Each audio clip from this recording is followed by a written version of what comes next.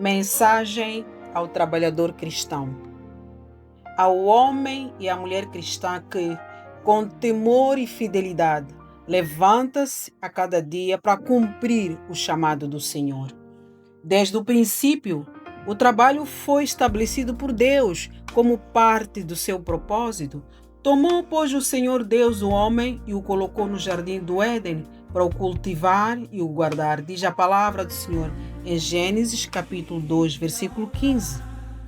O trabalho digno não é castigo, mas vocação divina. Por isso rejeita a preguiça, desça da cama e vá trabalhar, porque está escrito: vai ter com a formiga o preguiçoso. Considera os seus caminhos e ser sábio, diz a palavra do Senhor em Provérbios capítulo 6, versículo 6.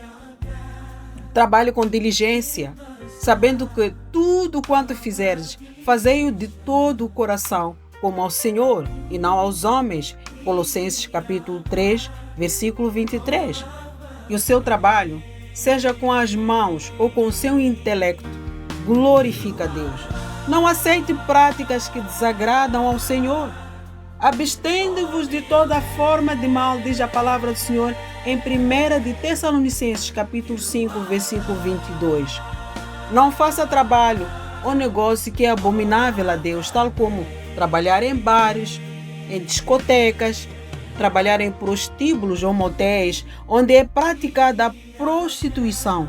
Não trabalhe em fábricas ou venda bebidas alcoólicas, cigarros, drogas, roupas mundanas e sensuais, produtos de beleza e maquiagem que alteram a imagem de Deus, bijuterias, cabelos falsos, unhas falsas e tudo que corrompe o corpo, que é o templo do Espírito Santo.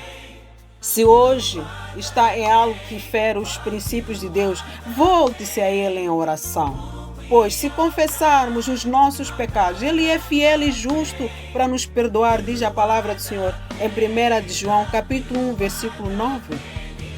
Busque a direção do alto para um trabalho digno, pois o Senhor é quem te dá força para adquirir riqueza, diz a palavra do Senhor em Deuteronômio capítulo 8, versículo 18.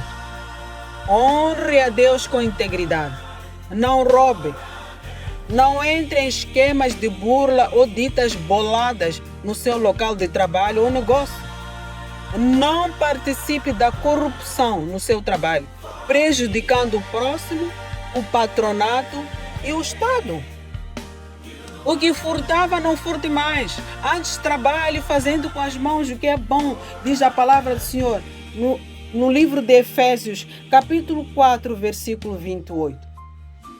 Diante de injustiças no seu local de trabalho, haja com sabedoria e mansidão. Bem-aventurados os pacificadores, diz a palavra do Senhor em Mateus capítulo 5, versículo 9.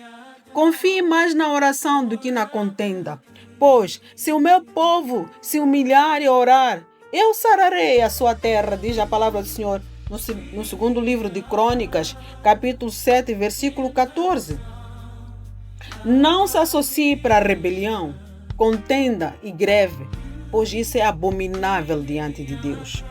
Siga exemplos de homens e mulheres fiéis, trabalhadores simples, mas cheios de propósito, que serviam a Deus com dedicação e honestidade. Lembre-se, quem é fiel no pouco, também é fiel no muito, diz a palavra do Senhor em Lucas capítulo 16, versículo 10. A palavra de Deus nos apresenta diversos exemplos de homens e mulheres que honraram ao Senhor por meio do seu trabalho fiel e humilde. José, esposo de Maria, era carpinteiro e com o fruto do seu trabalho sustentou sua família e cuidou do Senhor Jesus em sua infância.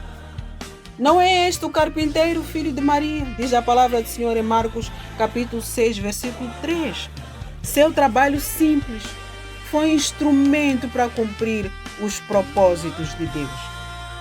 O apóstolo Paulo trabalhava fazendo tendas para não ser pesado a ninguém enquanto pregava o evangelho. Antes trabalhei com as minhas próprias mãos para não ser pesado a nenhum de vós, diz a palavra do Senhor em Atos capítulo 20, versículo 34. Porque o nosso trabalho e fadiga trabalhando noite e dia, diz a palavra do Senhor em 1 Tessalonicenses capítulo 2, versículo 9. Dorcas foi uma mulher conhecida pelas boas obras e por ajudar os necessitados com seu trabalho.